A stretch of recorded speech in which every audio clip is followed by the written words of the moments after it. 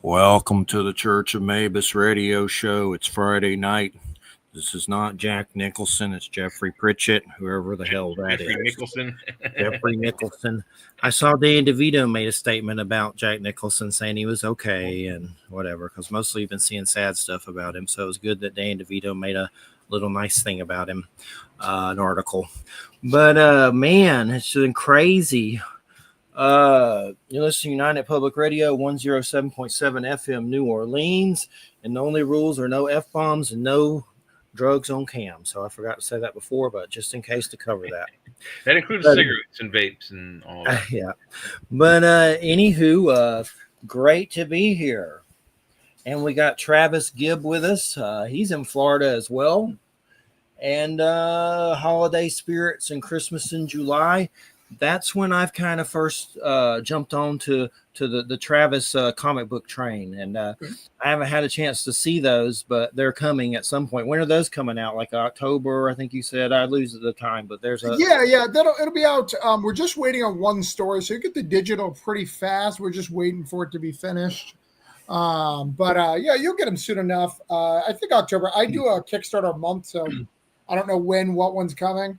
But I got to warn you, Jay and Jeff, I'm not sure I can survive a 2-hour podcast without the F-bomb, but I'm going to try really hard. Okay. The other one, you're good. I'm fine on that. But okay. It's got a censor, but just try not to. I'll do my best. There's a little thing. Friggin', I'll do my best. I mean, at home, I say the F-bomb all the time, but I've messed up. Yeah, me too. On here. I hate it. I hate that rule. But I have something to say that's kind of weird. Okay. It's not about you, really. It's not anything. But one thing I want to mention before we start it, and then we'll delve into the Travis world. And this show's been going on for about 18 years.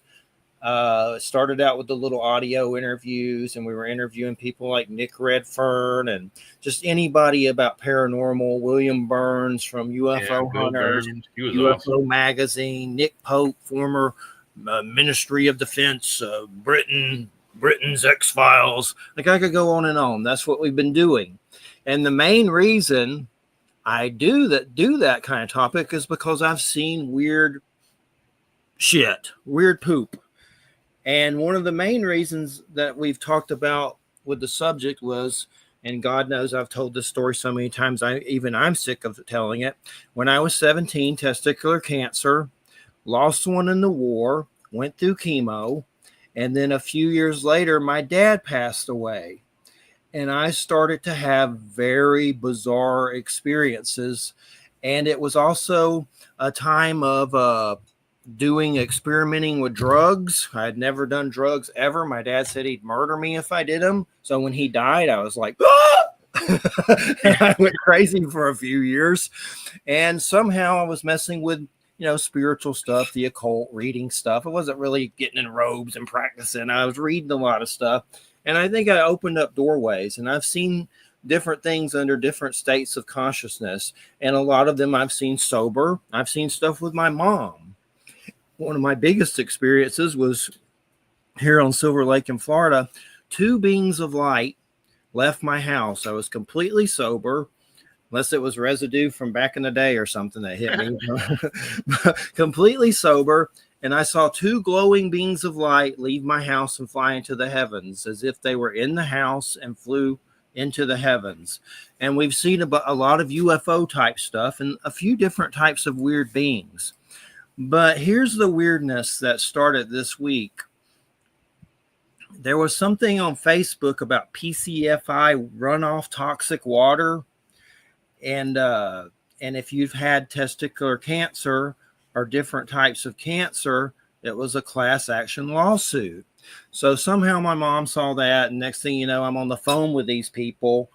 And I'm like, is this a con? I still don't trust it, but they haven't asked for money or anything. It seems legit because I actually signed the paperwork today with the lawyer and all that stuff. But basically, it's a class action lawsuit for my zip code when I was a kid at 17 and got testicular cancer. They're claiming it was from toxins in the water, some kind of PCFI, whatever. I'm probably even saying it wrong.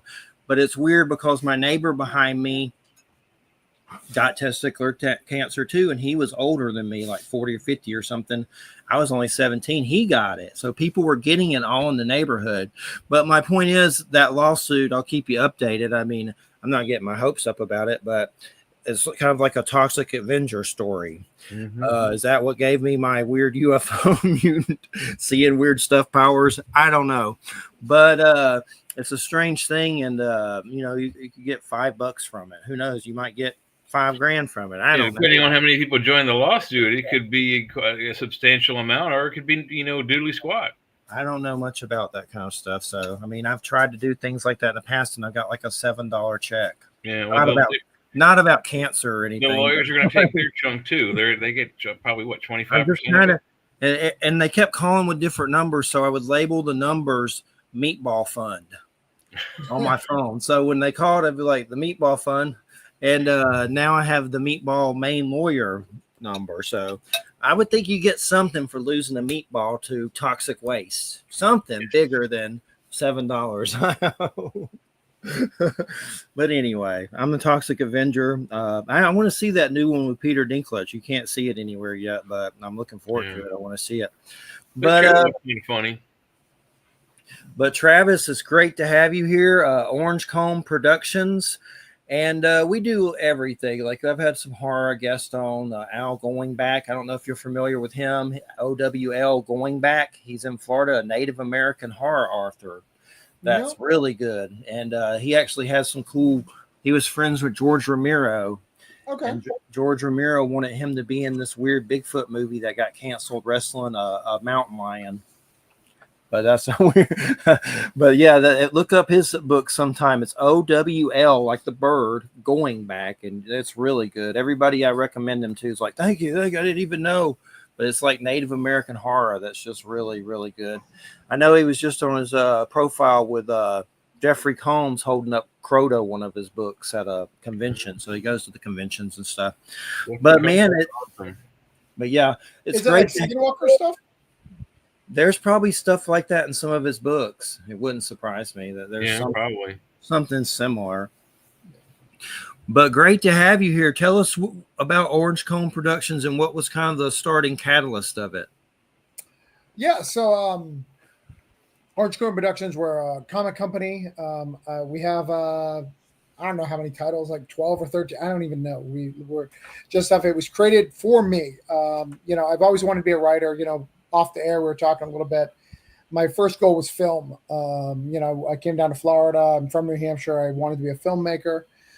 And honestly, I'm not even sure if I wanted to be a filmmaker. I think I may have always wanted to be comics, but the path to film was really laid out for me, right? We had Robert Rodriguez, explaining, Red Without a Crew. We had Kevin Smith going, just put it on a credit card. There was a clear path, and my inspirations were telling me how to do that. And none of the comic people were telling me how to do that. So I came down here, started writing, wrote a few films, nothing that really made anything of value. Took a break for a long time to raise my daughter. I have a 23-year-old daughter. And then I was sitting at home. I had been recently married to my beautiful wife. We just had our anniversary for 8 years. We were sitting together, and I was like, oh, yeah, I used to make comics. And she's like, what? And I opened up a folder on my desk drive, and I showed her, 2 issues complete of a comic. And she's like, you have 2 issues of a comic complete and you haven't done anything with it? I was like, yeah, you couldn't finish. Because back in the day, like, it was really taboo to finish a comic with a different artist. Like, now it happens like monthly. But back in the day, like, that was don't do that. So, we decided to learn how to publish comics in, in 2019, 2020. And I've been doing that ever since. It's mostly, we do a lot of horror. But we do some crime and some superhero. We do a little bit of everything, but mostly horror. Well, I jumped aboard because I've always loved anthology stuff, and I saw Holiday Spirits, and I was like, I'm in. I love, Creep Show and Tales from the Dark Side and all that stuff. I could go on and on about it all.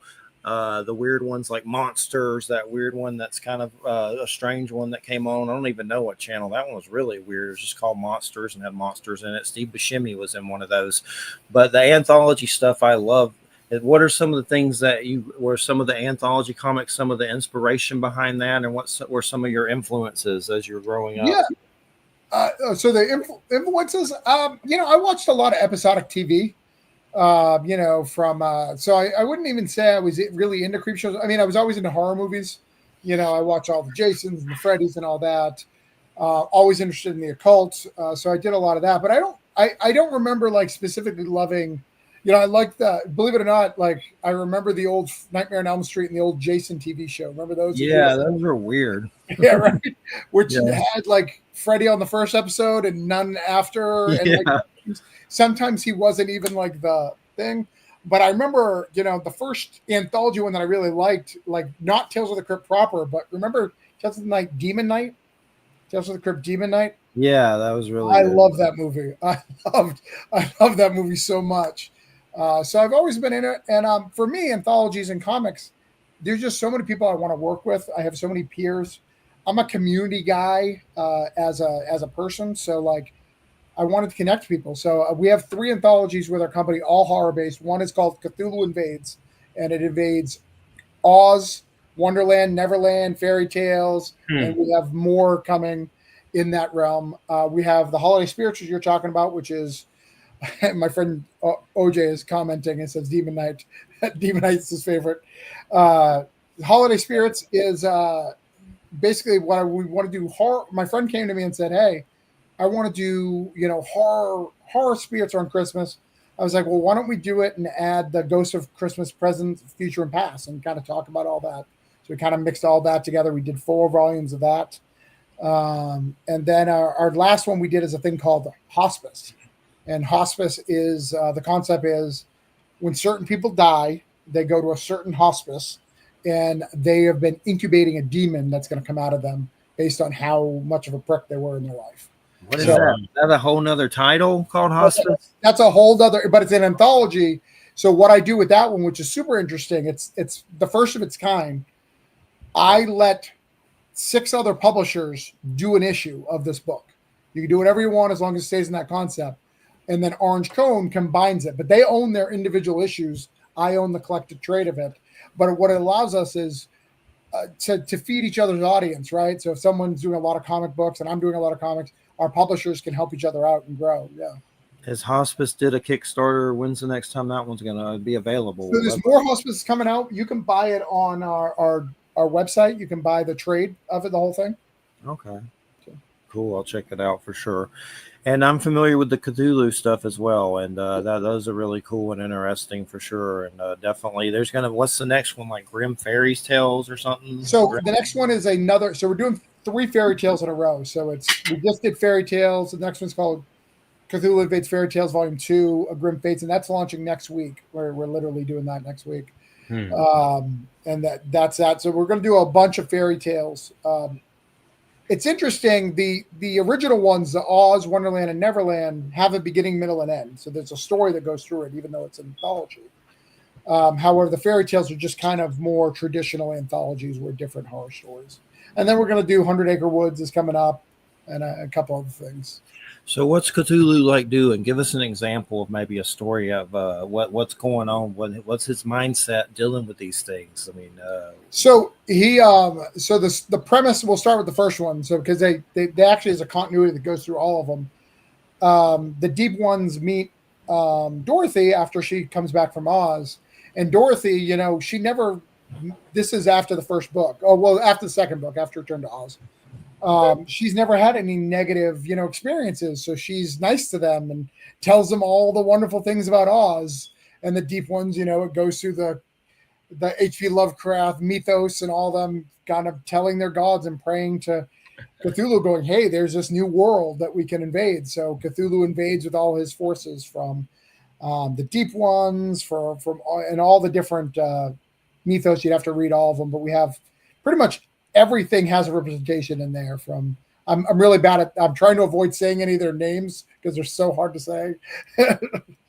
But they're all in the book, and they all kind of invade, and Cthulhu invades. And then when he's finished, he finds out that there's other worlds. So he visits Wonderland after that and invades that. And then when he goes to Wonderland, some people embrace the crazy. They're like, oh my God, madness, that's great. And the other ones are like, no, this guy's too crazy. Like, so there's a little mini civil war that happens in there. And then Neverland is the opposite, the Neverland. I don't know if you've ever have you ever read Peter Pan, like actually read it? No, I actually haven't. Yeah. Very few people have. So it's pretty dark. Like there's a line in it where he says, hey, where he drops the kids and they don't learn how to fly right away. And it's in the movie as well. But in the book, he literally says, well, a few haven't made it, but that's okay. It's all in fun. Like he's literally dropped them to his. They did that. Yeah, they died. And he says dark things like that all the time, and he forgets. So he forgets relationships and things that he's in. So he's I wouldn't say he's evil. He's just a child. He doesn't have any understanding of what's right or wrong until someone tells him. So he does a lot of crazy stuff. So in this particular sounds a little reminiscent of the of Michael Moorcock's forever anti-hero. The soul jumps between different characters throughout his novellas, and sometimes he has memories of his other selves and sometimes he doesn't, but most of the time he doesn't. Yeah. And it's the same soul that is in Elric is in this other character, is in another character, and it's just funny to think of that how he starts off as the most evil character you can even think of, and then he goes to other characters that aren't, and it's a neat concept. It really is. Well, and Peter Pan's stealing kids. Like there's been generations of Lost Boys. He's just stealing kids because he wants friends. Like, so it's an interesting concept there. And then Hook gets resurrected in it, and Hook is like, no, like we need to stop this guy. Like this guy's evil. Like there's a line for Hook, and it's fun. So each of them have their own kind of flavor and fun.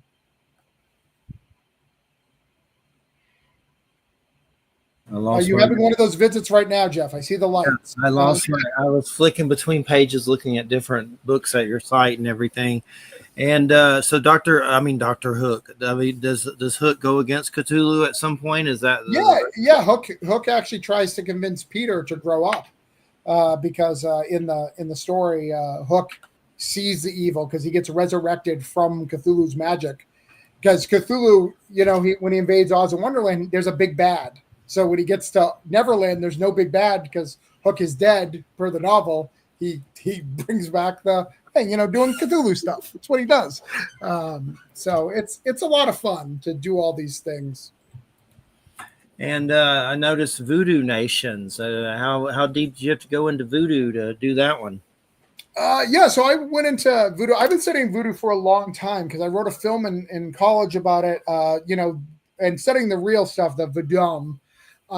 It's really, Voodoo is such an interesting religion. Have you guys had someone on here that talked about Voodoo before? Yeah, a couple of times. Definitely, we have. We've had a few. Yeah, what's so fascinating is, someone who studies it in Brazil and someone who studies it in New Orleans, someone who studies it in Honduras, they're all different. They have the same names for the spirits, but the spirits respond to the area. So, one could be quote evil in one area and not in the other. So it's very fascinating and really hard to write. But yeah, I wrote it, in that book. It's two missionaries that go to Brazil. And the missionaries are, one of the things that I wanted to make comments on is, I'm a Christian. I don't know if you know that, even though I read tons of horror stuff. But I like to mock the church a lot because the church goes to like, hey, we're going to go to Haiti and build houses and paint them. They know how to build houses. They have houses. You don't need to go there for that. Give them money if you like we go for our own edification, not to actually help anybody. So in this story, two missionaries go there, kind of the same idea. Hey, we're going to do all the things we can always do. And this priest is like, no, I'm taking care of all these people. And he kind of messes up their life and their marriage, resurrects the husband who dies, and they're kind of following all the way through. But that one goes deep from like regular voodoo. We studied the ones in New Orleans. We studied the ones in Brazil. We studied the ones in Mexico. I touch everywhere but Haiti. People in Haiti are scared of me, so I'm not going there. I'm not going to touch that. What are some of the deities that you bring up in that book? Papa Legba? I mean, what are some of the ones that show up in there? So I keep it. I keep them very again because I switch them off. I have to read them off to you because I have a list of them. And then not only just voodoo stuff, we use. We also do angels and demons and grim reapers and all that and that. So the main the main two spirits that we have is, hold on, I'm looking them both up to make sure I say them right. I need to visually see them. I read a lot of books, guys. It's a lot of terms. All right, so looking through my voodoo Bible here. If it's too yeah, go ahead. And while you're looking that up real quick, I can say that when you're reading an author's work, the author knows how the names are pronounced, especially names that are spelled in an odd way.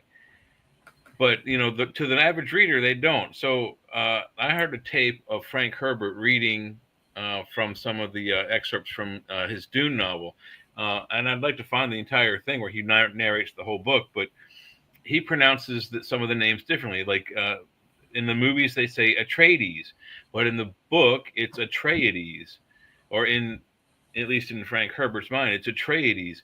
In the movie, they say Harkonnen. In the book, and then again in Frank Herbert's mind, it's it's Harkonnen, they say in the movies, but it's Harkonnen in his mind. And Shai Hulud is pronounced differently. All these different words are pronounced slightly differently in Herbert's mind, or the way he has spelled them in his book. So that's one thing that I find interesting, that if an author really wants the audience to understand his books, especially in a sci-fi or a horror realm where you're dealing with oddly put together names like you have with Cthulhu, right? It helps to have the author read, do an audiobook of that, so that his audience now knows how to pronounce those words, so they don't sound like idiots at conventions. And they'd be asking questions like, that time when we had this blah, blah, and they spell it wrong or they say it wrong, and you're going to get mad at your fans. So yeah, I think that's a great idea. I would love to have Frank Herbert's all of his books that he audio taped, but I don't think he did all of them. Just the first one.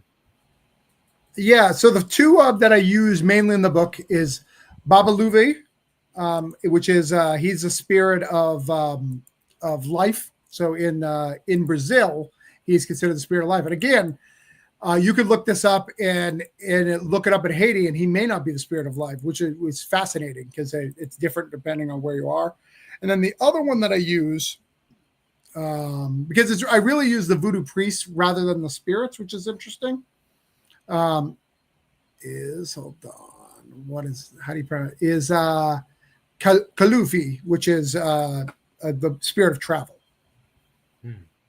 So those are two that I use, but again, we have our own continuity in here as well that I use. So in this world, you get a tattoo. In our world, we use a tattoo.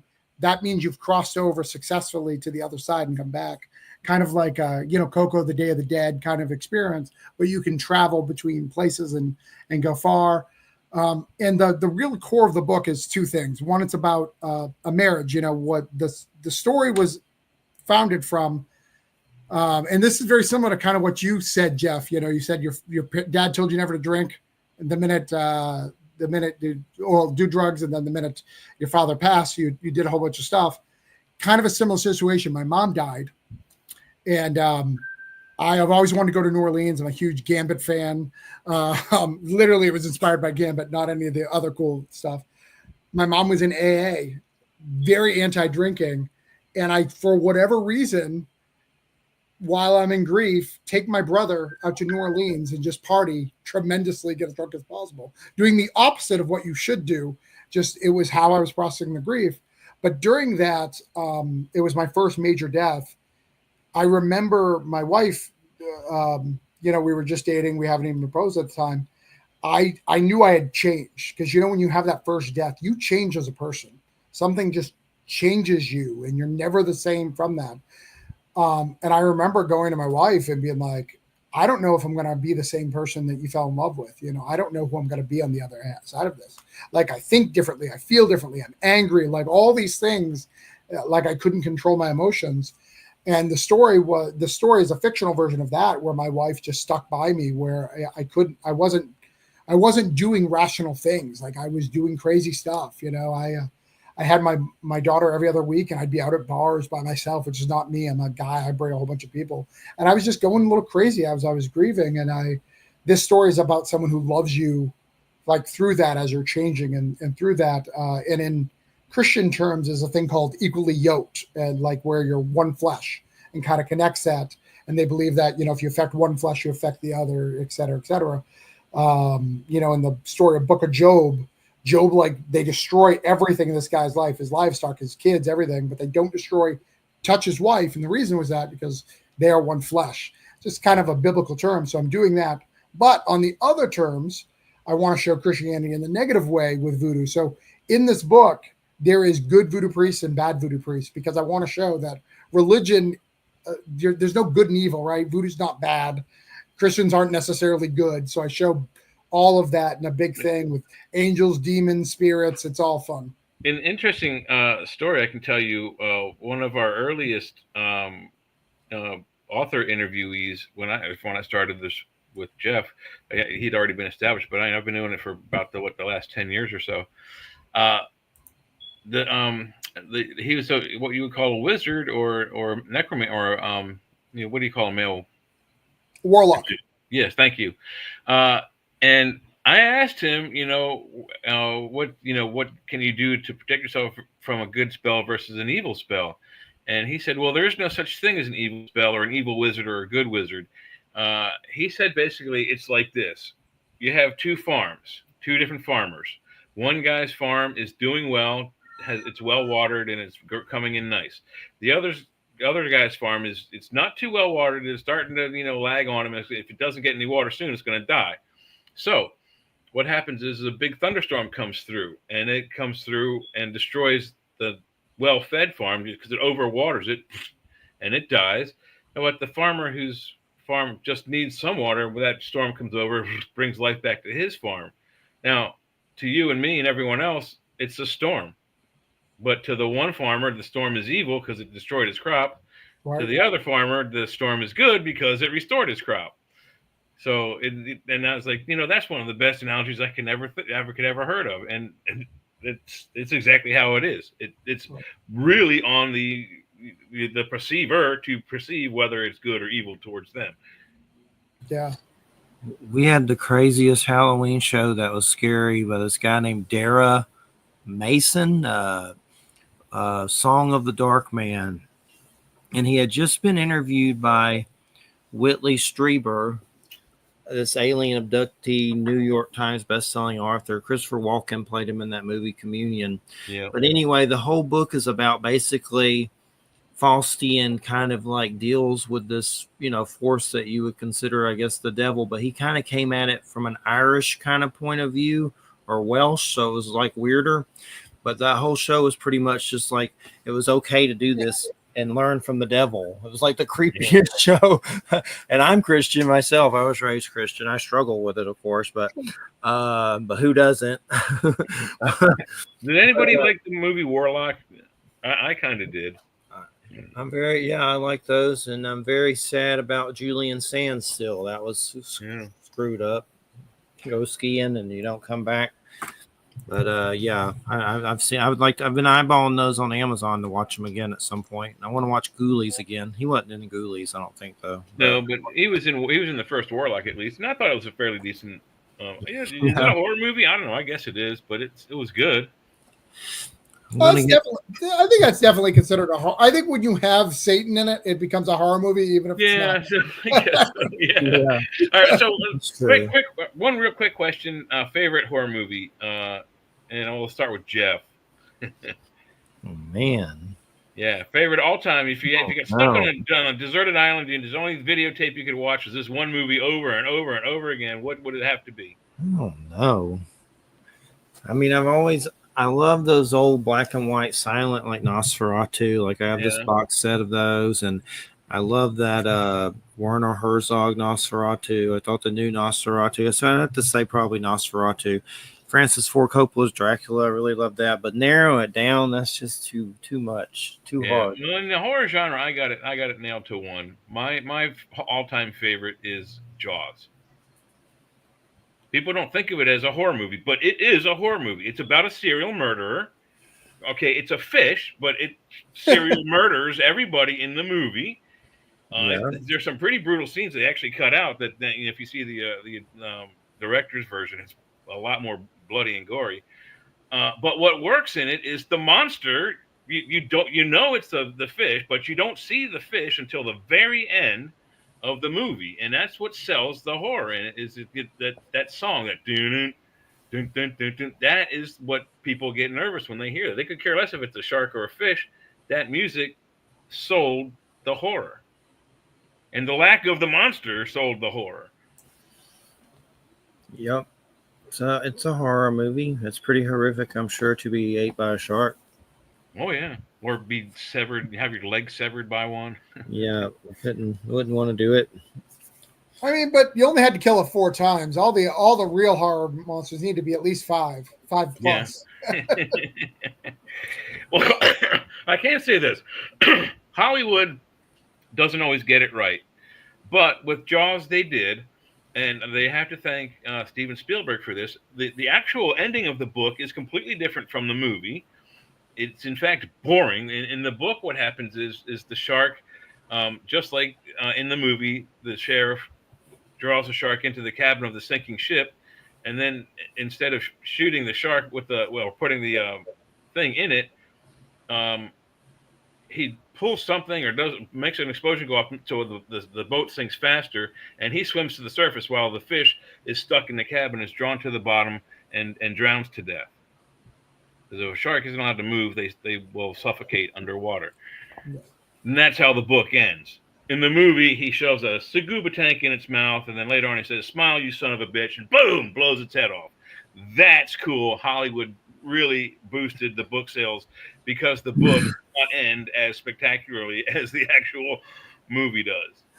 The only horror movies that have really made me like disgusted and feel anything, usually I'm just so numb, like in some weird Capricorn thing where I just don't feel anything and don't laugh at stuff. But those Terrifier movies, those are sick. Like I enjoy them, but I'm like, I don't know if I'm going to watch it again, but maybe, probably.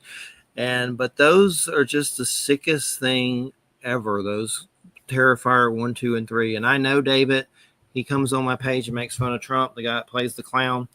And those are, I have to say, in horror, those are probably the ones that have made me feel like just disgusted. They're so sick, but they're good, but they're just too much, a little bit too much for me. So, I mean, I'll watch them again one year, but some of the scenes in them, my God, it's just terrible. Graphic movies. I mean, the first Toxic Avengers, pretty graphic when they run that Camaro over that kid's head and it pops like a melon. The Reanimator movie with we talked about him at the beginning of the show before the show started. He played Shran. Anyway, that actor, there's some pretty gory things. I mean, the guy has his head severed, but he's still alive, and his body takes his head and basically sexually molests that poor girl on an examination table. I mean, there's some pretty. What is that? Toxic Avenger? No, that's in Reanimator. Oh, yeah. Reanimator. He straps the pretty blonde girl with big boobies onto the table and then has his way with her. It's pretty gross. No, in Terrifier 3, what's the stuff where you freeze people, cryogenics or something? He uses some tank and like freezes a dude and busts his head up with a hammer, and it's just like so real and terrible. Hey, but what about you, Travis? What's your favorite horror movie? I know it's hard to narrow it down. No, my favorite horror movies is super simple, though I feel like it's not a true horror movie, like in the traditional sense. I am such a big Scream fan. And Kevin Williamson as a writer, like, it was super inspirational to me as a kid. You know, Dawson's Creek was coming out when I was a kid, and I love that show. But Scream, like, just being in love with seeing like the things that I love, like being talked about in pulp culture with rules, and like it was just so genius to me at the time, you know. And I could watch it 1,000 times. You know, I love Matthew Lillard is so good in that movie. So, but it's not, you know, I think like more recently, you know, I would probably I love the Insidious stuff. Those movies are really, really good. I like the Terrifiers, but much like you, once you flip a girl upside down and cut in the middle, I'm like, I'm not sure I want to see this all the time. Yeah. And then you know that he's Too smart. much. You know that the writer is smart because you've heard him in interviews and stuff, and like, but he's writing it like he doesn't know how to write movies, like a B movie, which is super interesting to me. Like so it gets really. I overthink the Terrifier movies, you know. But as a kid, it was Freddy. I was a Freddy guy. Nightmare on Elm Street 4, that was my favorite. Everyone liked 3 of the Dream Warriors. I like Dream Master. You got the the third one was also 3D in certain theaters and venues, so I think that's why it had the more popularity. I've heard people argue the fact, and I think Freddy was a pedophile, right? In the old ones, but the newer ones they kind of got rid of that, didn't they? Well, no, the newer one they actually said it, and I think that's probably why it didn't do so the well. newer one was a little darker, Yeah, they did one, and they actually said that he was a pedophile, unlike the ones previously where they imply. It was implied, yeah. So weird. Like I had Freddy Krueger posters and T-shirts and crap growing up in school, and it's like you're just riding around this like fried up pedophile guy all over the place. Yeah, weird. Well, I mean, that's no different than people who have like posters of Chester the Molester from the Mad magazines and so on. So, yeah, you know. But yeah, I mean, I enjoyed those, of course. And as far as new stuff, it's hard to find new stuff. I was disappointed that God, why am I forgetting? Brian Fuller is not going to be doing the Friday the 13th Crystal Lake series. Yeah. That guy, he seems to get fired off everything though. So like I don't even know if he's doing Christine. He's supposed to be remaking that, but everything that guy does, he quits or gets fired. But loved Hannibal and was pissed off that got canceled. But there's not a lot of new horror, so it's interesting how Terrifiers kind of became an icon, like, you know, Freddy and Jason. You know, that's not the easiest thing to do.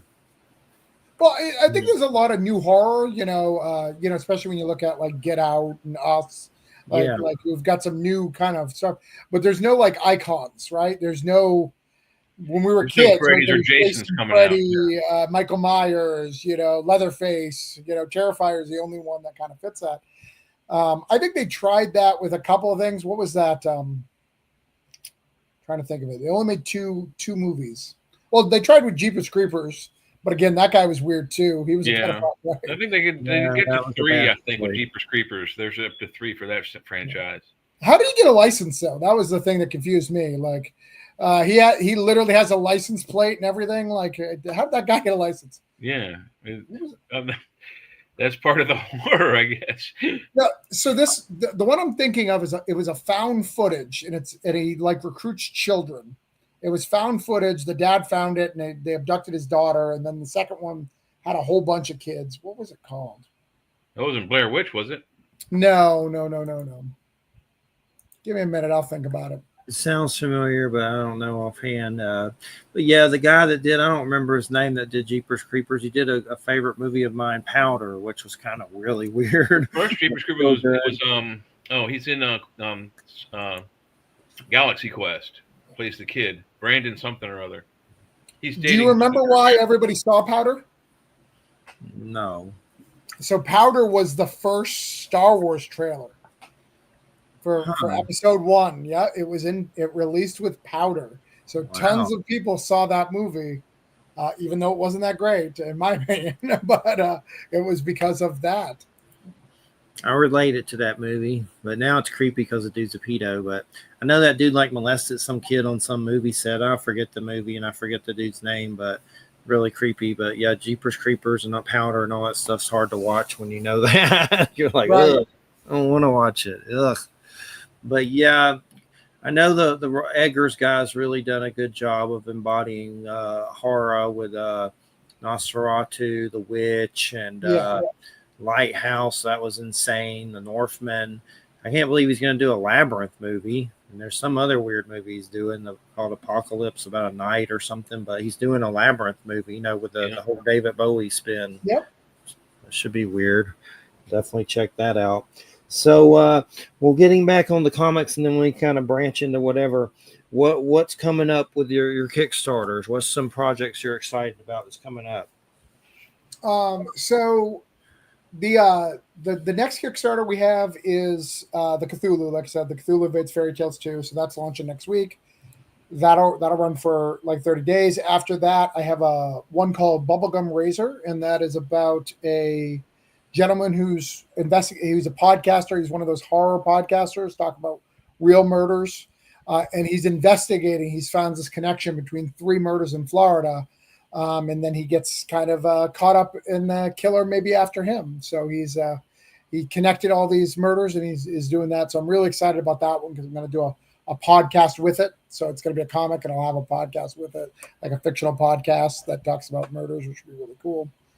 After that, I'm doing one called Too Much PC, which is Too Much PC is it sounds like it's political correctness, but it's actually player characters. So it's this guy who goes and do this past life experiment, and all of his characters that he's played in Dungeons and Dragons and Vampire and all these horror RPGs come to life and haunts him. But he was a bad player, so he was a power gamer and kind of a dick. So he has to deal with all of his characters being pieces of crap because that's the way he plays the game. And it's a comedy. It's going to be a lot of fun.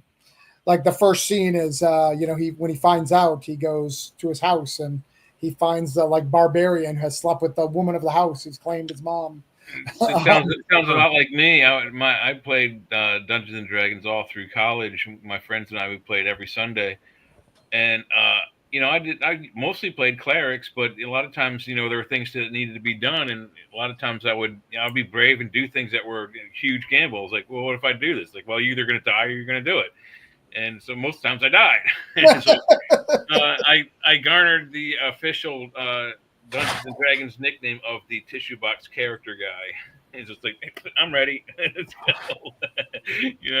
So yeah, I know how you feel. Anybody's. Yeah. What's the PC book called? What's that book called? It's called Too Much PC. So it's for player characters, but it's also politically correctness because I'm going to be dealing with they're going to be not PC people, all the characters. So and it's a comedy. I was a dungeon master in high school, and I remember Ravenloft, and somehow I saw Young Guns, and Billy the Kid ended up in Ravenloft. I don't know how the hell that happened, but it happened. And I remember some Death Knight and Strahd von Zarovich, but I love those 2 movies, Young Guns 1 and 2. I don't know why. They're making a 3rd, apparently. Oh, wow. I know. How the hell are they doing that? I saw that. I was like, what? Is this The Onion? But I'll always remember I can't see us. We're in a spirit world. Yeah. I love those. I love Weird West. I love that genre. I have all the Jonah Hex comics that exists, even the old ones. And I love Weird West. It's one of my favorite things ever. And we've had Joe R. Lansdale on, which has some weird fiction, Weird West. Yeah, he was awesome. And so have you get into Weird West much? Is there anything you've thought about? In fact, I'm working on a book right now called The Feral West, and it's about a cowboy. It's a female cowboy, kind of like shaman, who's hunting down she has a big dire wolf, like a Dungeons and Dragons dire wolf with her, and she's hunting, and she's going into the town after town after it's being destroyed, and she's trying to figure out what it is. It's the Feral West. Feral West. Yeah. I'll spoil it a little bit for you. She has a werewolf that's going in front of her. Her wolf turns into a werewolf and goes and murders somebody, so she can never find the thing because it's her dog, and she has to put down the dog or not at the end. It's gonna be fun. Who's working on it with you? Is it? His name is Etienne. He is out in Canada, so he's working on that with me. He's going to be the artist. So, I know Joseph Schmalke, when he was on, he leaked a little bit that he was doing some kind of Weird West, but he accidentally said it and he couldn't say anymore. So that'll be interesting. But definitely keep us in the loop on that one. I love it. Love that stuff. Gives me goosebumps. Well, I don't know why I love Weird West so much, because I'm getting goosebumps. But we've had the Splattered Western, a Dead Sky Publishing on too before. So okay. Yeah, that was cool. So what's some of your Weird West influences? Anything maybe I've never heard of? What have you read about any Weird West in there? Well, so for believe it or not, my Weird West, I was a big fan of, I was always fan of I was never a fan of spaghetti Western. It was all the modern Westerns, right? So Tombstone and like the Young Guns and stuff like that were my stuff. And then I fell in love with Westworld, like the old one and the new one. I fell in love with the old one, and then fell in love with the new one. But most of my Weird West stuff is from a role-playing game called Werewolf the Apocalypse. And they do a Wild West version. And I used to play a ton of that as a role player. So it's called Werewolf the Apocalypse, and then it's there's a Wild West Saturn, and it's the lore and everything about it is just real fun. So it's like werewolf cowboys. So it's a lot of fun. Ooh. But my last book that, I have tons of books. I can go forever. But the last book that I think that you guys would be really interested in, one of the books I'm most known for, we're coming out with the trade, hopefully for the end of the year, is called Granite State Punk. So Granite State Punk. Do you guys know anything about New Hampshire? No, not really. I don't. We're going to get in some cool stuff here then, gentlemen. So if you ever look up New Hampshire on the license plate, on the coins, on anything, there is a face that's in the mountain. It's called the Old Man of the Mountain. Doesn't it also say live free or die? Live free or die. Correct. That's the big slogan, which is kind of ironic. So that mountain, that face was my whole childhood. It's everywhere, right? On every state highway, on every liquor store, on every document you sign is this face. The Native Americans at the time used to claim that it was a face put in there to protect and watch over. That's the history of it.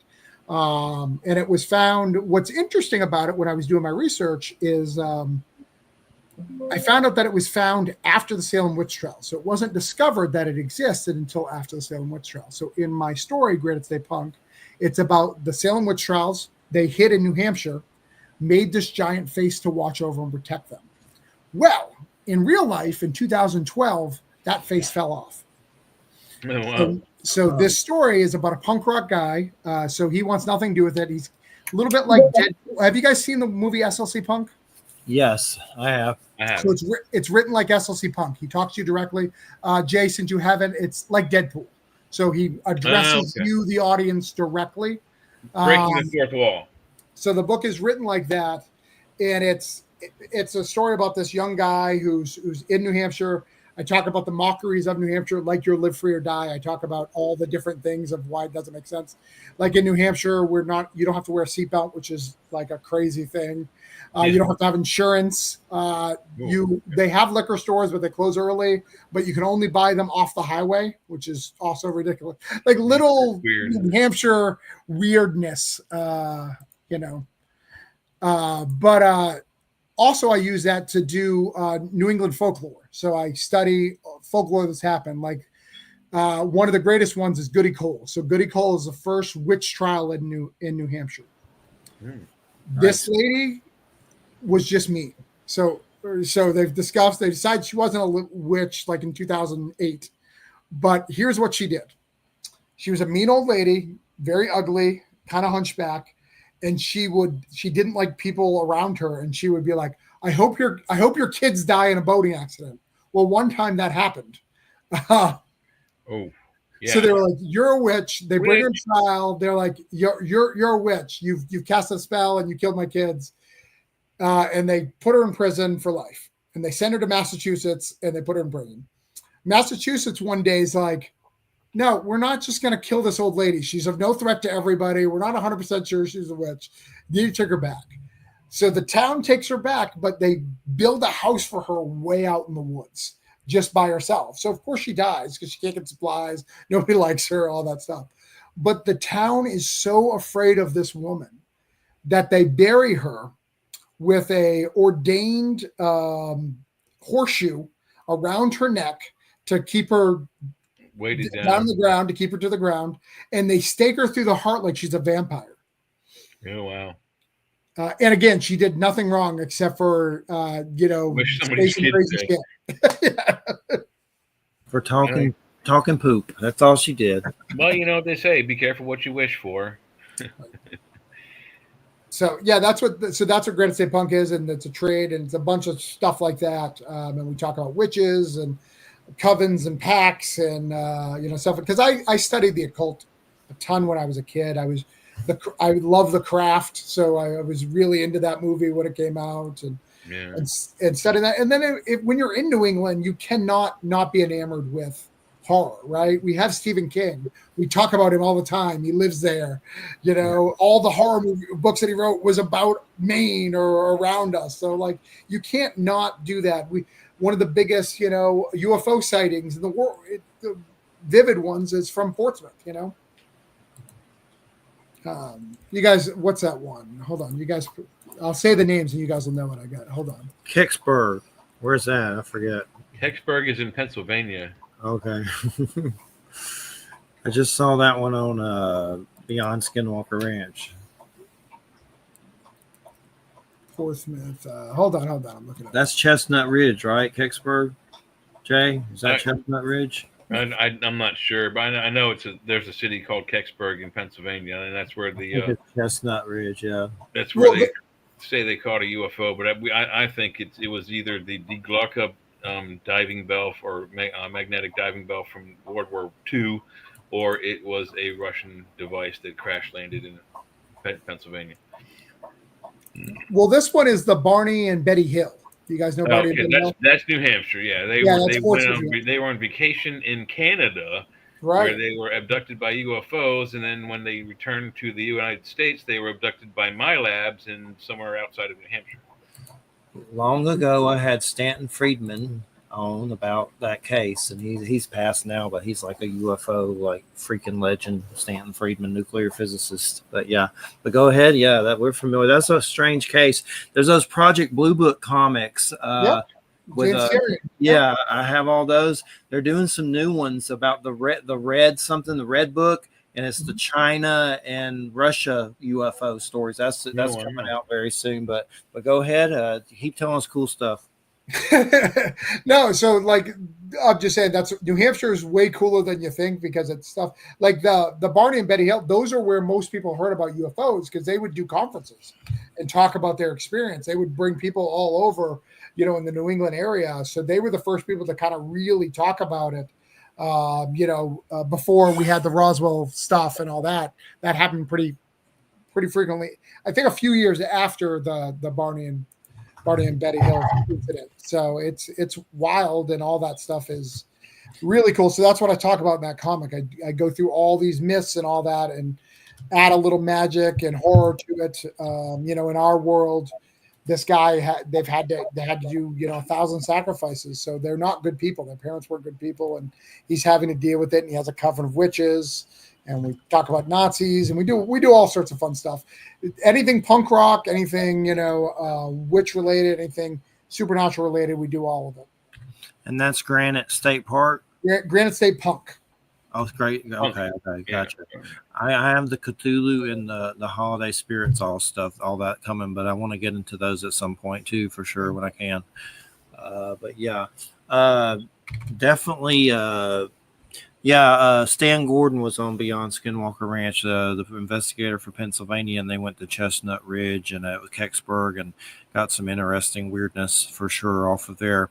But New Hampshire, it definitely sounds like a lot of fascinating, creepy stuff, no doubt about it. What about you, Travis? Has the paranormal ever come up? Any experiences or any spiritual things or any weird encounters? So it's hard to say. And the reason why, so my parents were drug and alcohol, like heavy drug users, growing up. So I experienced a lot of stuff, but I've blocked a lot of it out, and I'm not sure what's real and what I've made up in my mind and stuff like that. So I claim no, but I also, being a Christian and stuff, I've heard, people who I trust, when they talk about Haiti and, being possessed and stuff like that, who I believe their stories, right? So I don't necessarily feel I have anything specifically that happened to me, but a lot of, stuff around me has been influenced by that stuff. So unknown, maybe, Any UFOs? No UFOs for me. No, my mom claims she saw one, but Well, it's definitely an interesting subject, of course, but nowadays there's just so many different levels. Is it a drone? Is it the military? Is it someone else's military? Is it ET phone home? It's like there's so many different ways. It's completely just like, oh, screw it. No, really, it does. It depends on what day of the week it is. It's either one of ours or one of theirs. But Yeah. I mean, I'm fascinated. I'm always fascinated by like stuff. Like I believe like some of the crazy stuff that I believe something happened that kind of reset the world or actively trying to, not necessarily that we're in a matrix or whatever, but I believe that the Mendoza effect, I believe stuff like that. I believe someone has tried to see if they could alter history. Right. Because one thing we talk about on some of the other shows that I'm on, I do 4 different shows on this network, and one of the things we talk about frequently is the recent history of just our solar system. right. And what a lot of people don't realize is that when we talk about, like, life in the galaxy, just our galaxy, not the whole universe, just our galaxy alone, we're talking about, that's really the sphere of our influence, really. But the fact is that something came through our solar system, destroyed the 5th planet. We created the asteroid belt, banged near Mars or very close to Mars, and ripped the atmosphere and the water off it, and creating a huge gouge, probably from static electric discharge, and bounced into Earth, knocking Earth off, 27 degrees or 23 degrees or whatever it is, how we wobble through space, possibly creating our moon, and then perhaps possibly depositing the planet Venus, which rotates exactly the opposite direction of all the other planets and moons in the solar system. And then another thing I always bring up is, people say, oh, it's impossible that there's life in the universe. There's not that many planets. There's over 300 planets just in this solar system. Right. Most of them we call moons because they're floating around Jupiter and Saturn.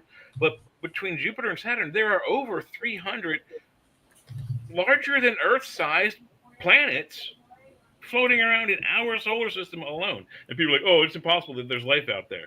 No, it's impossible that there isn't. With the amount of just planets in just our solar system, planet-sized things that have atmospheres, there's at least 4 or 5 of them, besides Venus, Earth, and Mars. Well, the moon has a very small atmosphere too. Mars's atmosphere is almost negligible, but there are 5 other things out there floating around Saturn and Mars, or Saturn and Jupiter, that have atmospheres. Right. There's life all over the place, and I bet you we're going to find life on 1 or 2 of those moons, either Europa or Enceladus. I mean, we haven't even discovered all the life on our planet yet. We haven't even been to the bottom of the ocean. Right? Thank you. Why are we going into space? We don't know jack crap about our own goddamn planet. Well, and what fascinates me too is like when I study history, because I use it a lot for my comics. Like one of my comics, Coins of Judas, it's about the 30 pieces of silver that Judas betrayed Christ with, and in my world, it spawns 30 demons. But in it, I studied the Mayans a lot, right? Because the Mayans just up and left, right? They just ran and were like, we're done one day. They got the story of the gambler. And you want to talk some names that are hard to pronounce. Zosa, right? Cradle, I mean, gee, what's one of my favorites? Teotl is another god from them. Is that, and then is it the bat is Camazotz, or is that the kitty cat? I can't remember. Yeah, Camazotz. I remember Zotz. Remember Zotz? The little candy, when you eat it, it had like the fizzy powder inside. It would it's kind of like reverse Pop Rocks. Yeah, no, it's wild. I mean, we have the Dark Age. We have, like a huge span of time where we don't know what happened. Like we don't know, and there's things that they could do, like the pyramid stuff like that we don't know how they did. Like, I don't know. Are you? I don't know how in history you are, but there's been some really fascinating recent finds outside of Cuba, outside of India, and underneath the pyramid, the second pyramid, not the big pyramid, but the second biggest pyramid. Is it the Khafre one? Khufu Khafre? Yeah, it's the Khafre one, the smaller one. The Sun's pyramid. They found some weird, at least 2, possibly 3, 30 or larger square meter building rooms, and then 8 cylinders or silos or tunnels that go straight down like 600 and something meters. Very, very interesting. So that's preliminary. We don't know exactly what all that is, but it's fascinating. there are 3 or 4 ancient cities discovered under the water. I'll say that again because it's kind of important. Under the water surrounding Cuba. They found 2 cities that they date back to somewhere at least 16,500, perhaps longer, to 20,500. But they found Dwarka. And I don't know the other city name, but there's 2 cities in the Mahabharata that are said to have been instantly flooded by Shiva, or I forget the other name, but the god Shiva, and he turns into his bad self, and he sets off a weapon, and those 2 cities are instantly flooded, and they found them. So our timeline is going further and further back, and now it's almost impossible to explain the pyramids because they weren't built by the Egyptians. They just simply didn't have the tools to do it. They didn't have their hardest tool was brass. They were Bronze Age, culture. Even that, I believe that dinosaurs were around. Like they were dragons, in other civilizations. But like it's been proven, like when you look at like the king's logs, that they traded large skulls. They just didn't know how to preserve them, so they dissected over time. They got there are several preserved fossil tracks of dinosaurs than human feet. Right. There is a collection of ancient, at least 14,000-year-old clay vessels, and they don't survive a lot from that time frame. But I proved that the Jomon people, the rope people of ancient Japan and Korea, circumnavigated the Pacific waterway, the Pacific Rim, and by doing so, deposited their DNA all across the Americas, traded their goods, and also showed people how to make their clay pots. And eventually they became brass and copper pots. In China, they're called ding, and they have 3 feet on them. You ever gone to a Mexican restaurant? What's the first thing they put in front of you?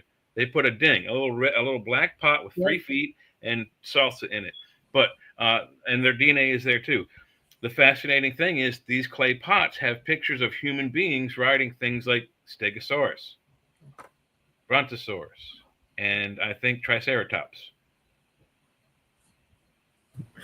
Hey, aren't you in Concrete Arcanum Monsters? I am, yeah. That's live right now. I was watching that, and I was like, man, he's not going to make it, but now it looks like he's going to make it. That was close and crazy. Yeah, he's going to make it, but no creator really wants to be in that situation, right? Where it seemed really horrible, and then suddenly, boom! Looks like it's going to make the finish line. Yeah, I was in the first one. I'm getting those. I'm checking them out. I was in the first one, and that's the second one. Cool. Yep, I love the Nosferatu on the second one. That one looks cool for sure. Yeah. My story in that one is about a alligator who doesn't like people, but I saw that artwork for it's really, really cool, and it's got to flood. The area is going to flood, so the gator cannot speak English, begrudgingly saves the humans, but a lot of dragging humans away from where they're going to flood. It's fun. They can really find some strange things on Kickstarter. You have to be careful because it's very addictive, and I'm like had to cancel some things at some point because I'm like, my God, man, you need to get a freaking grip on yourself with some of this. Mostly just financial crap I go through, but there's one guy on there, Three Devils, Bohampton, that's doing this Weird West series. It looks like a woman and a werewolf. There's another guy, what was it, Wolfsy and Batsy. It was a kind of a gothic lady and a werewolf. But you can find some really crazy, weird stuff on there, like definitely that you wouldn't find anywhere else. And there's some Norse Tales things. Like I spent a crap ton for that. Like it was outrageous, but they're really cool. They came with like wax seals, and this dude does like all the Norse tales. Like you gotta be careful on there, man. It'll get you. But there's great stuff on there for sure.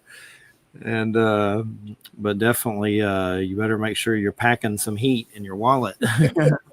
Well, especially if you're buying trades, right? If you're buying actually the trades are a better value because you get closer to what it would be at the store. I'm to the point with that kind of stuff. Like I used to get variants for a little while. Then I was like, screw that. I'm fine. Just at this point, I'm just glad to be able to read it and look at it. I mean, it's not like I'm going to take this thing with me, this box of comics. Unfortunately, when I croak, I'd love to, but I'm fine with the trade paperback. That's Cthulhu Invades Fairy Tales, and I'm still sending some out. Little Red Riding Hood, cool. Yeah, Little Red Riding Hood, Snow White. I have this creepy theory: when you die, you get to keep a copy of everything you own in the Akashic records and have a ghost library. But it's probably BS. But it's I hope that would be great. That's my biggest fear of death. Not death itself, but I know I'm going to miss a Marvel movie. And it's going to piss me off. Yeah. There was a Marvel Western I got not too long ago. I forget, it's like a year, but I haven't read it yet. It's like 4 issues. It's like a Weird West Marvel thing. It's 19 something. I forget the name of the year, but there's some crazy. Oh, I know another one I found. Timothy Truman, The Kents. It's like the Superman family, like a Western, but 12 issues called The Kents. And it's with Timothy Truman, which that's kind of when I first got. Well, I remember going to Kroger and begging for Spider-Mans and Fantastic Fours with my mom. But one of the big series that I really love was that Joe R. Lansdale, Jonah Hex with Timothy Truman did. Two Gun Mojo, God. I have a tattoo from one of those, the cover. It looks terrible right now, but a biker in Florida did it at some tattoo place. And it was probably like, and now it looks horrible, but I love those for sure. Timothy Truman, is he even still alive? I don't know. I'd have to look him up. But he does some great art. But yeah, what are some of the comics now that you read from others that you just got to do it? You got to read it. Oh, Jeff. I buy a lot of comic books. Yeah, so I was assuming so. Yeah, you have to go. You have to go a little bit more specific than that. On Kickstarter, I can give you like my top 5 on Kickstarter. So I like this book called Sink. It's really cool. It's a horror book about this town called Sink Hill in Scotland, and it's got a clown of vans that are capturing people. It's got a guy in a wolf's mask who's murdering vigilantes. It's got they're called. I'm trying not to say words here. I got those. I haven't read They them. wear condoms on their heads. I won't tell you what they're called because, but they wear condoms on their head and they're a gang. But it's just weird, like a mix between crime and horror. So I love that. Every time that comes out, I back it. There's a book called White Ash. It's about basically there's a town where elves and dwarfs still exist and they're pretending to be humans and like, they're still mining to get back to their world. They got kind of stuck here. But it's a lot of fun. It's a book called Immortal Error where nobody dies, and they're trying to bring death back to the world, which is pretty cool. So everybody lives. Nobody's making any children, but everyone just lives as they are. They're still getting old, and bad things can happen, and they can lose limbs and stuff, but they don't die. So that might suck. Actually, that kind of immortality might suck. Yeah. It's not as fun as you think. One guy in the book is just a head. So there's that. In the regular comics, I like Exquisite Corpses. Have you heard about that? Oh, James Tinian. I haven't read it yet, but I have it. So good. Exquisite Corpses about serial killers that get dropped off in a town and they have to murder each other, and whoever murders that town is that state. So each of the murderers represent a state from the 13 original colonies, and that's the real leader of America. So it's really wild and like murder, like Jason style kills in a weird town. They're trying to rack up kills and kill each other. It's pretty wild. I read a book called The Red Coat. Have you heard about that? Yes, it's in the Giger kind of universe. Yes. Yeah. So Red Coat is about this British revolutionary guy who messes up a magic spell that was supposed to give George Washington immortal life. Instead, he gets it, and he can live, but he has to live in America. But unlike normal characters, he's just a dick and doesn't care about anything. So he's not a hero. So he's just trying to survive. So he'll screw over people. But it's like a weird retelling of history. Awesome. You remember? This wasn't really so much of a horror TV show, but it had some horror elements because the guy was immortal, and he always died at some point in almost every episode. It was the guy, the actor is Ian Gruffudd, and he played the first, Plastic Man or Mr. Fantastic. I can't remember the name of the movie, TV show. I think it was ABC, and he was a forensic pathologist. He was a doctor, the coroner, and so he worked with the police department, but he helped solve crimes. He's kind of like a Quincy. He kept dying, but every time he died, he like woke up in the middle of the New York River. No, the only immortal show I watched was Highlander, and I will live and die by Highlander. That was a good show too. You should check this show out. There's another one that was an immortal, was Forever Night. Right, he was I remember a vampire, that. but he was a cop at night, Yeah. and he was like the night, evening cop, evening shift policeman, detective.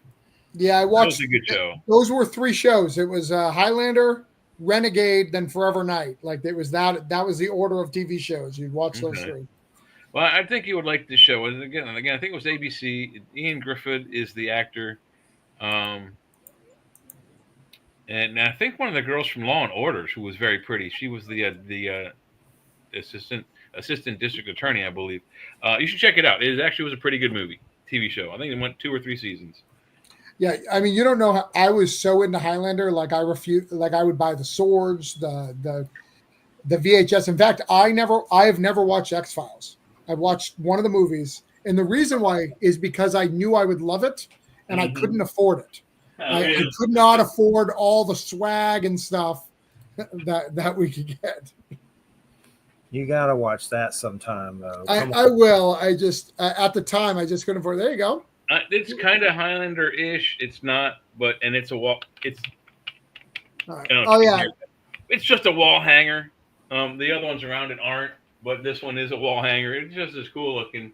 But the Highlander swords you can get, cheap copies and good copies. I found a place when I have extra $800 or $1,000. This guy makes, I think it's Black Swan Armory. He makes some really nice, like Tolkien-esque swords. Oh, okay. You can't call them, he has to call them the Ranger sword and the Wizard sword, that kind of thing. So you can't call them what they're like Lamdring. You can't call it that. But for like $1,000, you get it. Basically a really nice, balanced, handmade, battle-ready sword with a scabbard and a belt. Nice. Yeah, it's not bad. Yeah, I've never owned. I've owned both of the Highlander swords. I've lost them over time. I want to get them back, but I really want. In fact, I'm going to ask my wife for Christmas or her birthday coming up. I really want to own the Claymore, with the Highlander on stuff. I really want to own the McLeod Claymore. She could even get one of the cheap ones that's not sharp. I just want to hang it on my wall, like. Well, there's a place I can give you some other places too. Museum Replicas makes a pretty nice. I don't think they have the MacLeod named sword, but you can get a Claymore. You can get the Braveheart style Claymore as well. But they make battle ready swords as well. They're a little less expensive, but they're made in India. But they're $300 and $400 and $500, so they're not cheapies. They are like the Museum Replica says that they're battle ready, but you can get decent Highlander swords there. Yeah, I used to as a kid. So my mom and dad, I don't know why they would do it, but next to my grandmother's house, and I guess it's something you did when you were younger than my parents. Hey, Grant does a lot of he'd be a great interviewer, Jeff. He does a lot of he does cryptid books. I know. I get those, bro. So yeah, I've thought about it. I'll have to give them a line. Sure, I like those. Guys, I'll be right back. I'm into the Froglands, into the Frogland situation. So I know what's going on with that for sure. But yeah, one of the big things in comics that I've enjoyed lately is that whole crazy Robert Kirkman Hasbro thing with G.I. Joe and Transformers and Void Rivals and that a Cobra Commander series, 5 issues. That was really good. It gets really weird. Like it's violent too. It's like the Decepticons like smashing pilots guts going everywhere and stuff. But it's really good. I've enjoyed that. Some new one. I've loved the EC Comics stuff that they got coming out. You know, they got a lot of titles from EC Comics now. Creep Show and all that. Yeah. Yeah. The ones that, from Tales from the Crypt, the EC Comics, but the Creep Show's Image, and I love those too. Those are really good.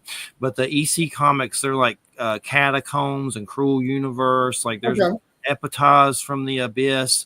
But Ani Press has a new one that's come out, and I swear I think Elijah Wood is part of the production, the company, but it's called High Strangeness, and that just showed up on Golden Apple and looks pretty weird in X-Files, called High Strangeness. That looks good, and I know Elijah Wood owns the company or something that has to do with that somehow. But there's been some really weird, cool stuff for sure coming out lately in the EC Comics. There's a Twilight Zone series coming out now, I think, from IDW. I'm trying to keep up with that. IDW Dark. There's that one they do about the teddy bear serial killers. What's that? Underneath the Trees or something like that. Beneath the Trees Where Nobody Sees. Yeah, that was insane. That was crazy.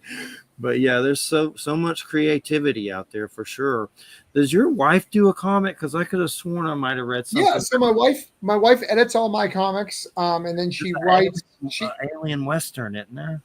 No, she edits that one. Yeah, Alien West. She edits that book. Yeah, she's an editor. Martha Schwartz writes that book, but she edits it.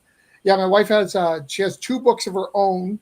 But she's in all the anthologies that we do. So she's in Cthulhu. She's in Holiday Spirits.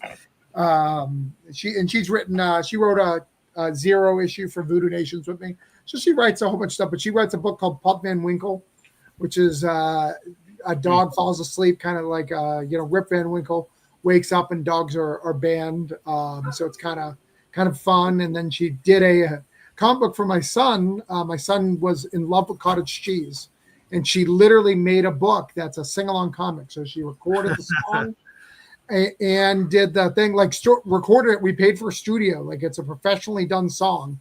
You can get it on Spotify and you can read the comic as you go. It's wild. Cool. Yeah, I saw that Alien Western. I remember seeing her name, and I got those for it was like $20 for all of them, which is a pretty good deal. So yeah, it's not a bad deal. Looks pretty interesting and weird. Well, I'll tell her that you backed that for her. She'll appreciate that. Yeah, that's cool. It's like a Western with ethereal, weird gray aliens. That's what you need, right? Yeah, for sure. Yeah, truth is stranger than fiction. They say there's a couple of weird photographs, Civil War era, both with Union and rebel soldiers in the pictures of them. Either holding a pterodactyl or pteranodon. Wow. Yes.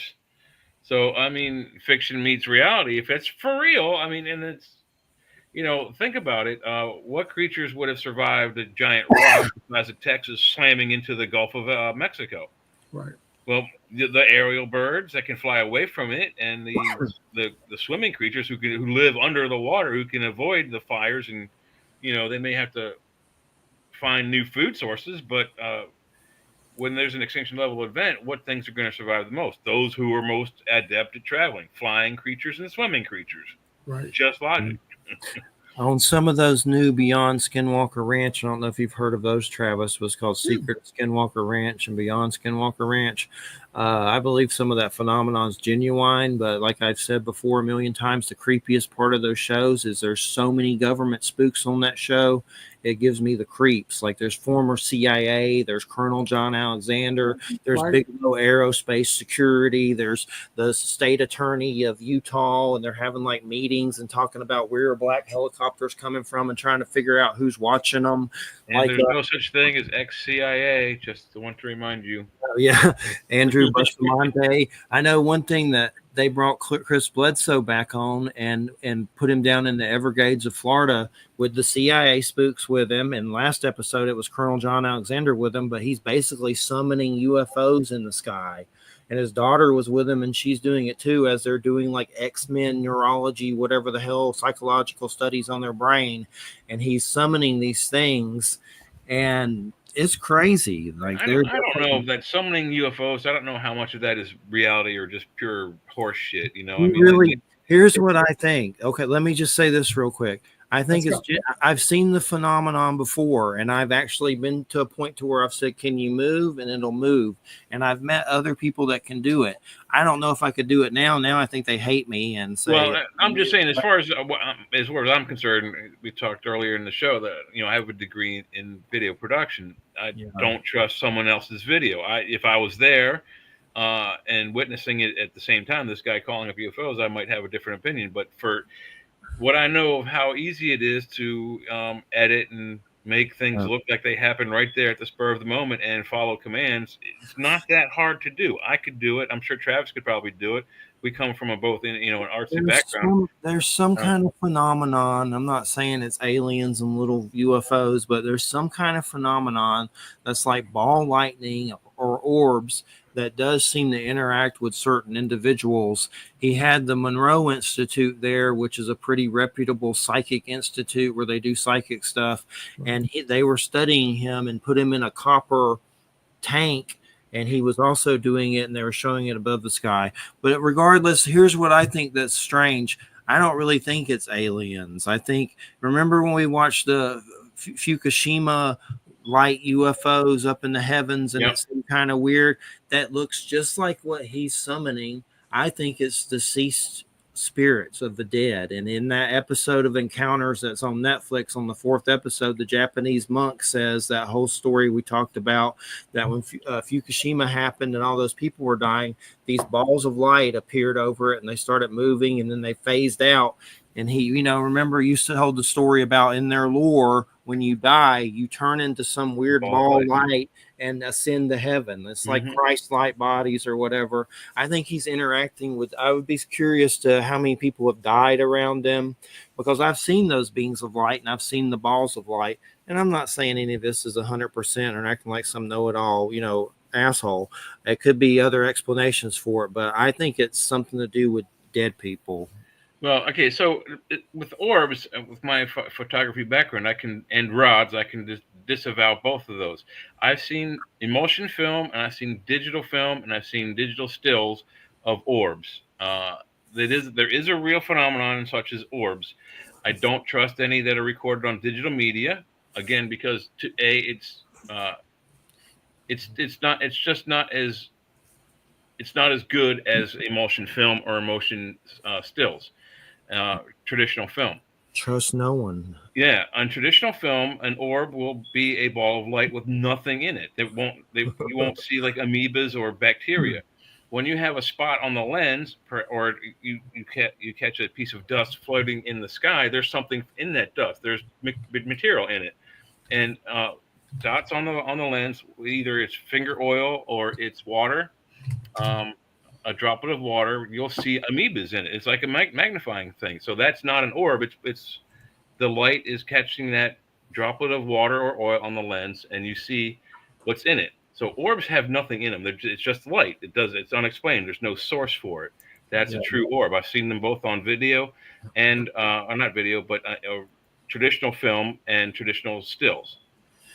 Hey, they can be easily faked, for one thing, and for two, digital records differently than film. It records one image on two different fields, and especially when you're recording on electronic devices such as a magnetic carrier, videotape, for example, you have these two. I have to put my camera on for this. You have these two different fields. One's the odd field; it goes 0 to 1079, and then this one goes 1 to 1080. Right? When those mesh, that makes the whole picture. When you have a rod, it's just a bug that has come through, and it's come through. It starts here in the odd fields, and then it moves, and as it moves, it's up here now in the even field. I don't know if you can see that now. So when you mesh that, you have this bug that was here that's moved to there. It's moved that far, and you see 4 or 12 or 8 wings. That's a rod. That's the only explanation I can give to people, because there have been studies with both a video camera and a film camera filming the same scene with bugs flying around. Yeah, same rods in all the digital. So I know Christo Rupolo, the Curse of the Man That Sees UFOs, he gets some great UFO footage that's like amazing, even during the daytime with some kind of technology. And Billy then Meyer took some fantastic I thought that, footage of UFOs. oh yeah, there's something I wanted to Remember bring that up. Oh, go ahead, Jersey Travis. thing, right? That Jersey thing that happened, around Christmas. Was that around Christmas? Like that wild thing? The drones? Yeah, even if they were drones, like it was just wild. Like, Yeah, it was weird. David Duchovny has a show called Secrets Declassified that I've been checking out. Oh wow. It's freaking crazy. Like it seems like the government's like feeding him scripts for this shit or something. Like there's crazy stories on there about UFO stuff, Soviet poison labs, and just weird. Like you're like, damn, this is weird. Like the TV stuff with this. If you see George Knapp on that show that's on he's the guy that kind of exposed Skinwalker Ranch, and the government bought Skinwalker Ranch to study it and all that stuff. He has a alien something on Netflix, and all these shows lately, there's government spooks on them times a million telling stories. It's really reached a weird level, no matter which way you look at it. It's gotten a lot weirder for sure. Like every show now has like government spooks on it talking about UFOs. Yeah, they have some high level expert that's part of the panel or part of the team. I like have you guys watched the Unexplained, like the William Shatner one?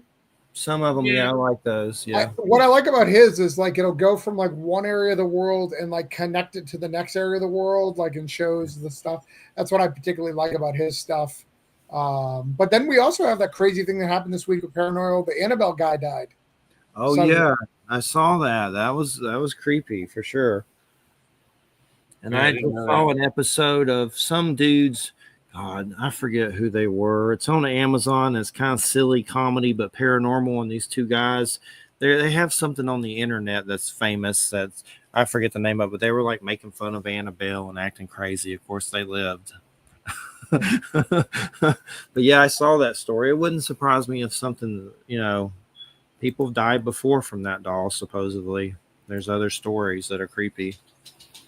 Well, I believe like it's been proven, right? You can give anything energy, right? If you talk to a plant and say good things, it'll grow nice, and if you don't, it'll grow evil. I don't know if you've seen those studies. Not evil, but like it'll die. Like if you grab a plant, any plant in your life, and you start speaking kindness into it, feed me, Seymour. No, not give it your blood, but speak your stuff. So I think those words have energy. So if you continue to go, this doll's evil, evil shit will happen around it. It's just we are energy. Like that's a fact. Like that, the energy doesn't go away. So we're whether you believe in afterlife or supernatural or not, like you have made the aura around that bad. So bad things will happen around it because you've continued to say it is. Whether or not it was to begin with, unknown. But you've made it that over time. Definitely. And but yeah, I've been keeping up with Grant's cryptid books. And what else did he do? Did he do Beowulf or something? He does Beowulf as well. That's that too. I've been keeping up with it. I'm a stoner, so I mix up stuff, but I've been keeping up with both of those.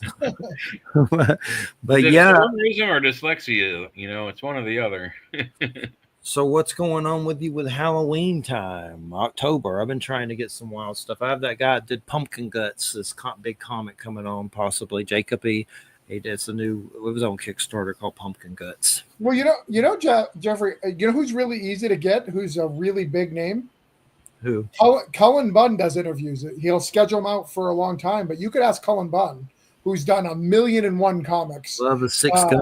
Six Gun, and he did the Pumpkinhead comic. If you want to do Halloween.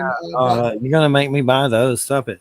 But Cullen Bunn has done more comics than anybody. Like he's ridiculously like amount of stuff. So you could get some of him. So for me, my wife really likes Halloween. I don't do a lot for Halloween. I don't know why. I think it's because I'm the stuff I want to do is always expensive, and I got to take the kids out for trick or treat. We have Halloween Horror Nights here, which is amazing. I don't. I've always wanted to go to that. My Halloween costumes are expensive too. This might give you a hint as to why. Here, try that again. that a Star Trek blazer? The costumes are expensive. The props are expensive. Communicator. Yeah.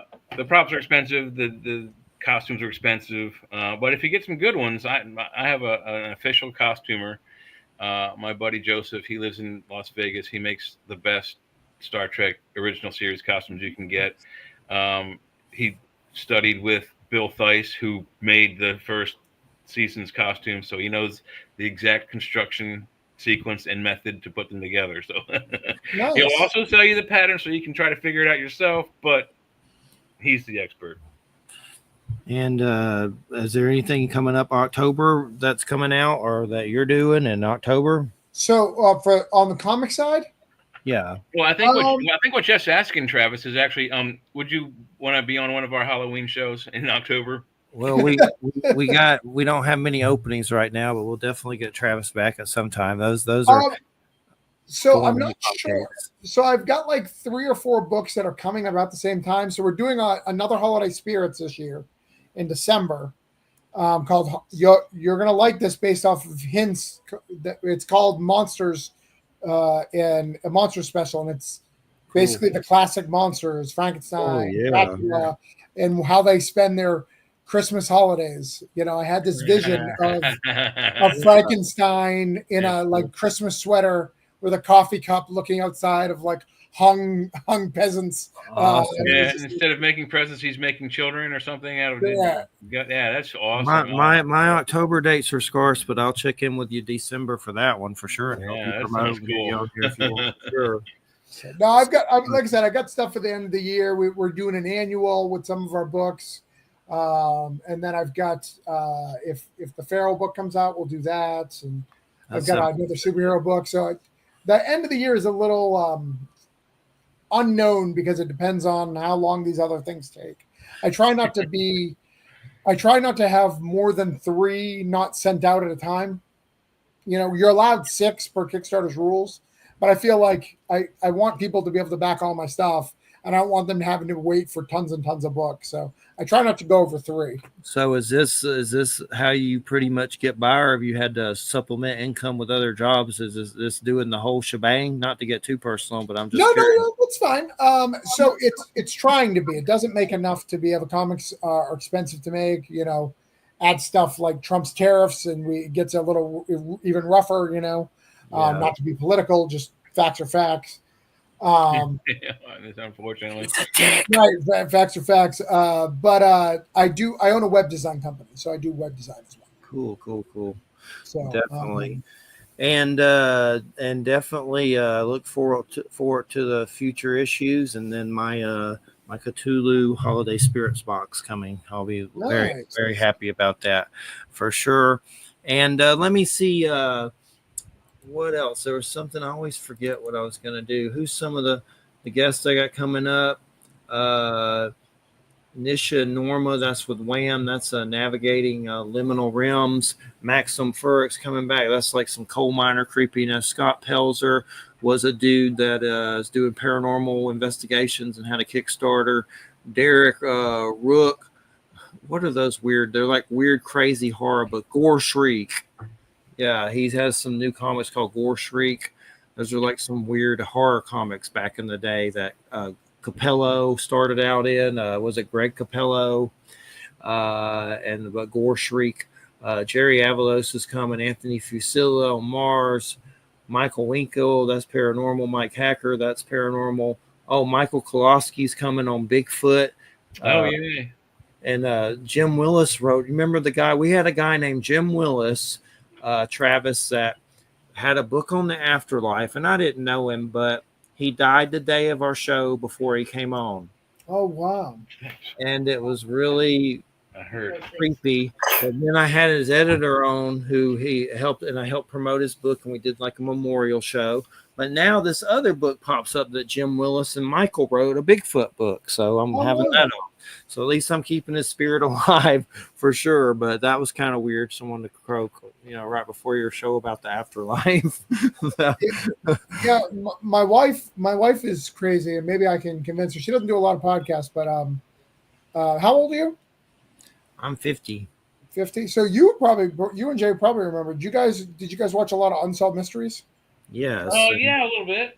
So my wife used to be at work with Sylvia Brown, the psychic. So she used to do all the cruises and all that stuff. So she's got some crazy stuff from that time. She does. So it's wild. I've only met one psychic. I met his name is Mark Anthony, not the singer.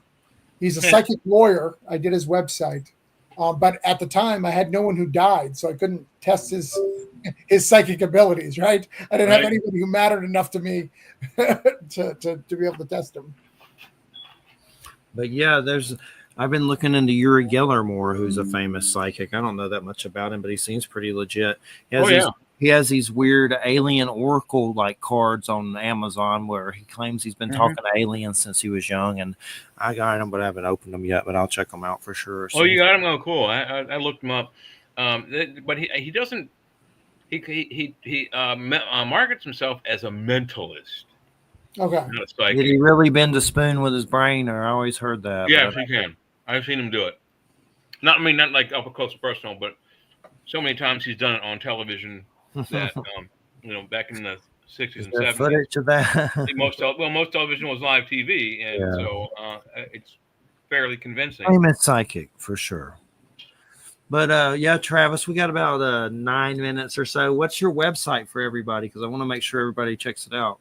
Yeah. So orangeconeproductions.com. So if you liked any of the books, come check them out. We have ones that I haven't even talked about. Like I do a lot of books. My goal is to make this a career, and that's not even like you pointed out. I have things live. I always have stuff live. Coming. We have a book called Storage Horrors coming out. It's about horror stories that are in storage units.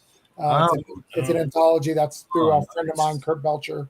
So there's always something going on. I need to check that out. I got Nightmare Theater not too long ago. I'm going to check that out. I was going to recommend that. I think Nightmare Theater is right up your thing. I was in 3. I did volume 3.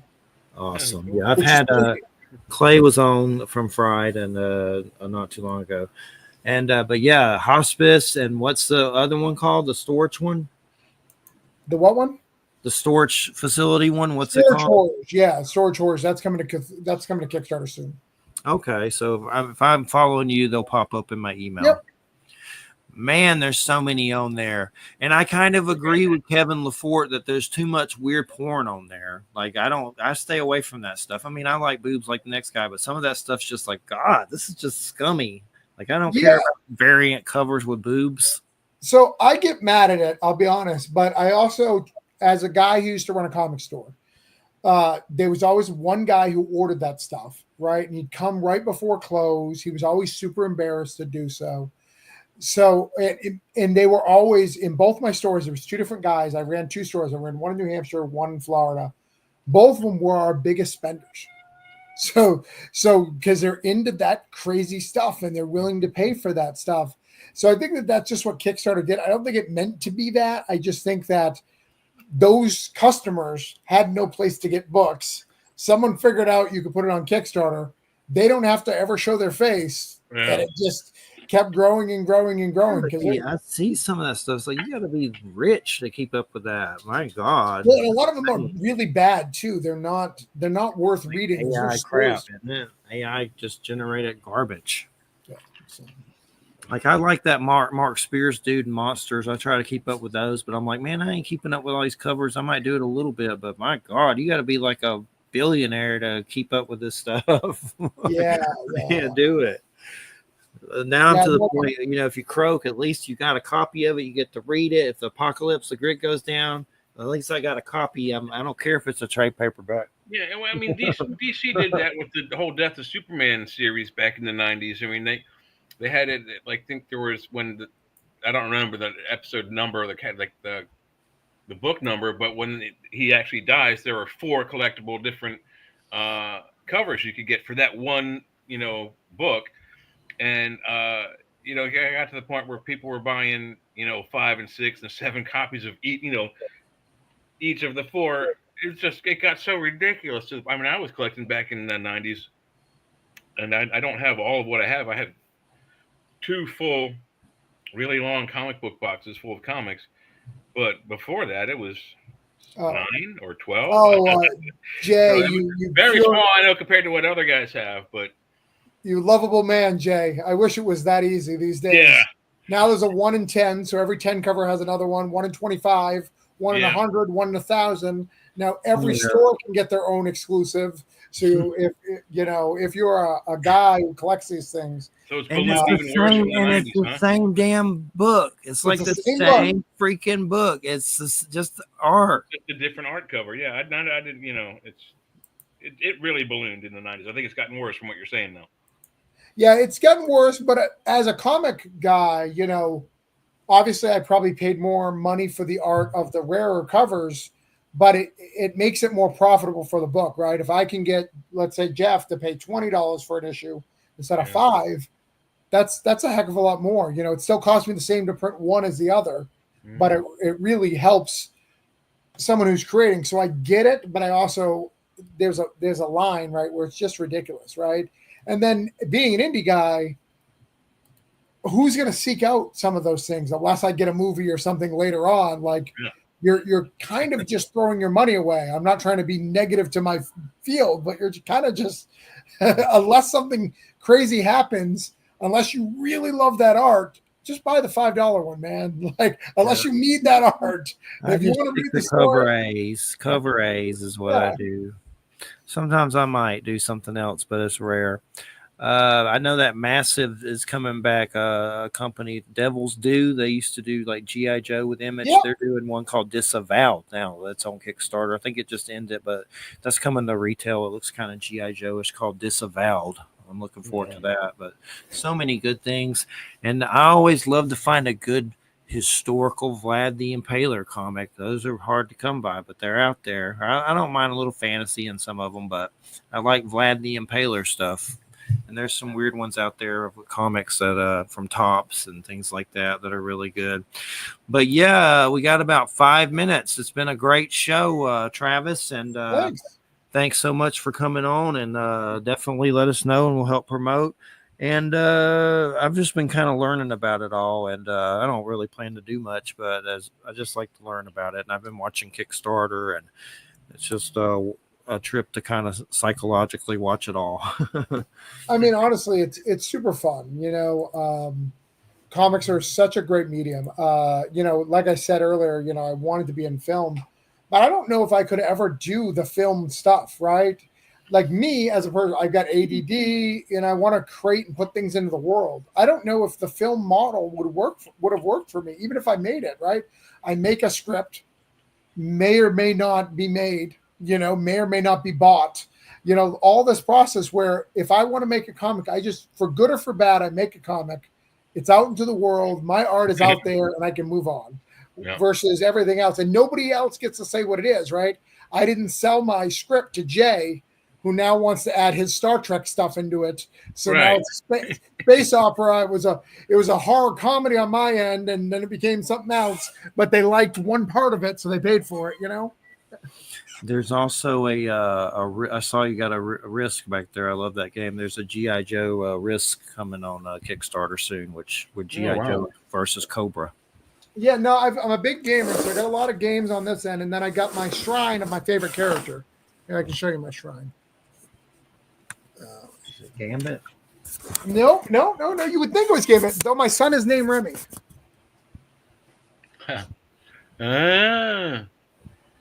Magneto. Oh, Magneto. With some Funko Pops over there. Oh yeah, I got everything. Magneto. Look at all those Magnetos. I think we got a villain here in hiding. We found. I don't view him as. To be honest, I've never viewed him as a villain. Because as a kid, misunderstood. He's not a villain. He's one of them tragic heroes. Yeah, as a kid, I used to get in fights all the time, and I would get suspended all the time. But it was because I was never really taught right from wrong. I shared earlier my parents were drug addicts, and I would fight like for injustices because I didn't quite understand it. I learned all my stuff from comic books. I didn't learn it from the real world. I didn't go to church. I didn't do any of that stuff as a kid. So I would get in fights and fight for these stuff, and I would be like. And I remember all the time the prince would be like, you're noble. What you're trying to do is noble, but you just can't do it that way. And that's why I relate with Magneto. Like, I get what you're trying to do. You probably shouldn't do it that way, but like your ideas are fine. It's just your execution needs some work. Yeah. Absolutely. Definitely. That's cool though, Magneto. For sure. I want to play those old Marvel Legends games. There used to be they're kind of like Gauntlet, but with Marvel characters. They need to put those in other. You guys tried Marvel United? I've heard of it. Yeah. Good. He's playing Rivals. He said. Yeah, no, he's talking about the board, like miniature game, right? Yeah, it's a board game. Yeah, cooperative board game. Very good. Yeah, I've got it. I play a lot of Legendary. I used to play a lot of that. And then I play the Frosthaven and Gloomhaven. If you've never played those are like giant box games. I have that Gloomhaven. I never opened it, but it says you can play by yourself. That's kind of suck, doesn't it? Playing it by yourself. I've never played by myself. I play it during Monday holidays. So if there's a Monday holiday, I gather my 4 friends and we play, because it takes about 4 hours to play. The dude that did one of the XCOM original developers is doing a Frosthaven video game. He's working on it. Did Phoenix Point not too long ago. There is a Frosthaven video game right now. He's making one. I think the demo of it might be out, but I don't think it's out. Yeah, Gloomhaven's already a thing, so you can already get that on Steam. But Frosthaven's coming. Yeah, it's by one of the XCOM former dudes. I've been playing Oregon Trail a lot, the new one, which I've always loved those games, but the new one's not bad. It was nice. There's an Oregon Trail, Organ Trail. Look that one up. It's a zombie Oregon Trail. Okay. It's called Oregon, Organ Trail. It's on Steam, and it's not on Xbox for some dumb reason, but it's on Switch and PlayStation. But that is a crazy one. It's kind of it's just Organ Trail.